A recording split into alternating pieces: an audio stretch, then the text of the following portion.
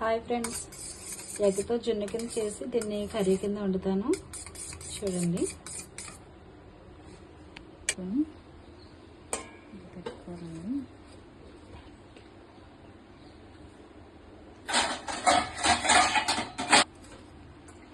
ఇలా గిన్నెలో వాటర్ పెట్టి ఒక స్టాండ్ పెట్టుకోవాలండి. అప్పుడు దానిపైన అలా గిన్నె పెట్టుకుంటే ఇది జున్నులా ఉడుకుతుందండి. ఇది ఒక 5 నిమిషాలు 10 నిమిషాలు పోస్తే సరిపోతుంది.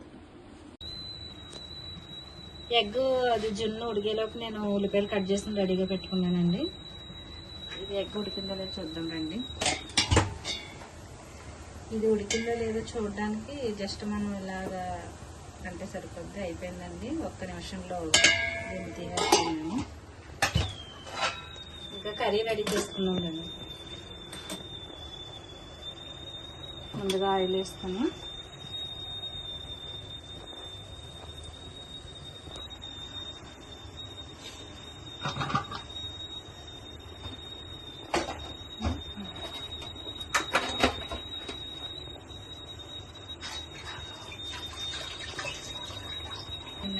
ముందు కరివేపాకు వేసుకుందాం.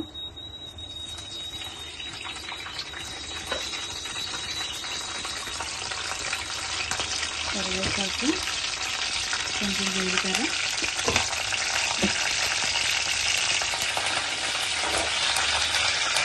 ఆవాలు,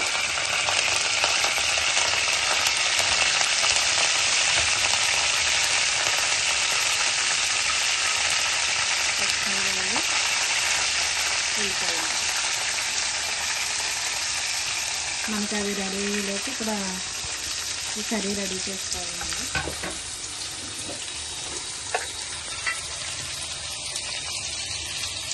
సాల్ట్ వేసుకోవాలి.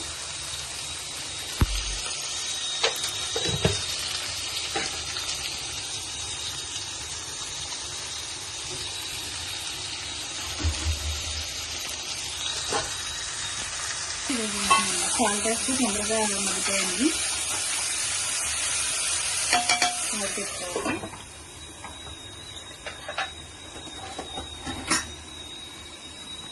చూడు అయిపోయిందండి. ఇది బయటికి తీసుకోవాలి.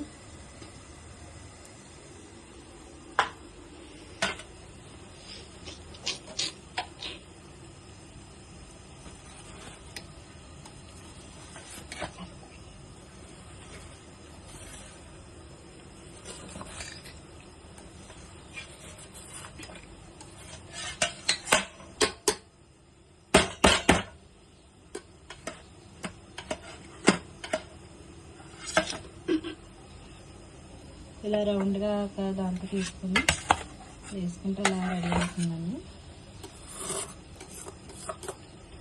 దీన్ని మనకి ఏ షేప్లో కలితే ఆ షేప్లో కట్ చేసుకోవాలి. నేనైతే ఇలా కట్ చేస్తున్నాను.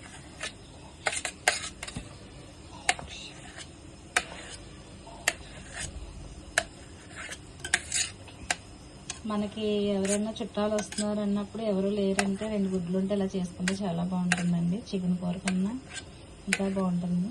ఒకసారి ట్రై చేయండి. ఇలా వస్తుంది.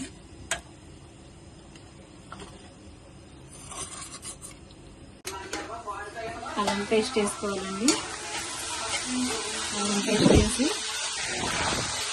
బాగా బ్రౌన్ కలర్ వచ్చే వరకు మనం మగ్గనివ్వాలని చెప్పాను.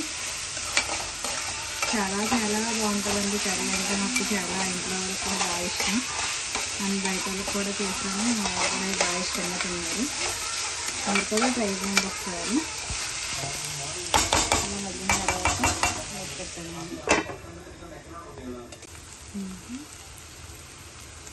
సాల్ట్ వేస్తున్నాను. పెద్ద సాల్ట్,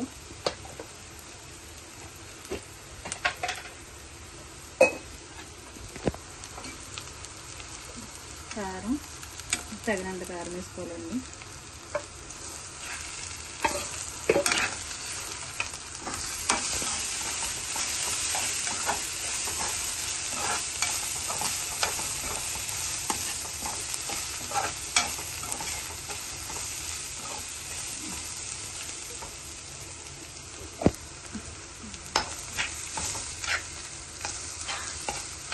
కొంచెం మసాలా, గరం మసాలా,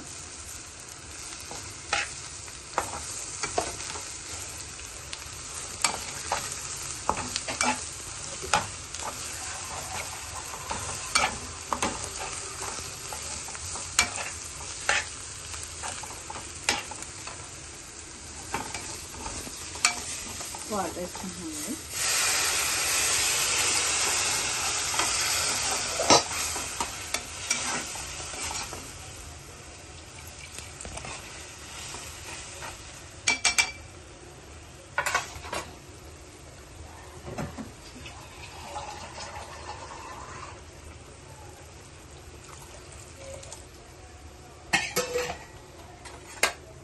ఇప్పుడు మనం తయారు చేసుకున్న ఈ ఎగ్ పీసులు వేద్దామండి. పన్నీర్ కర్రీలా ఉంటుంది.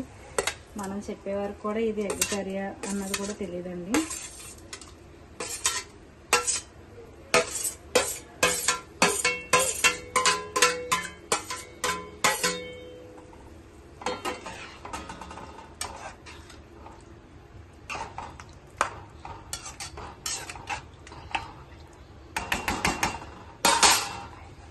ఒక 5 నిమిషాలు అయిపోతుందండి ఇవ్వడానికి.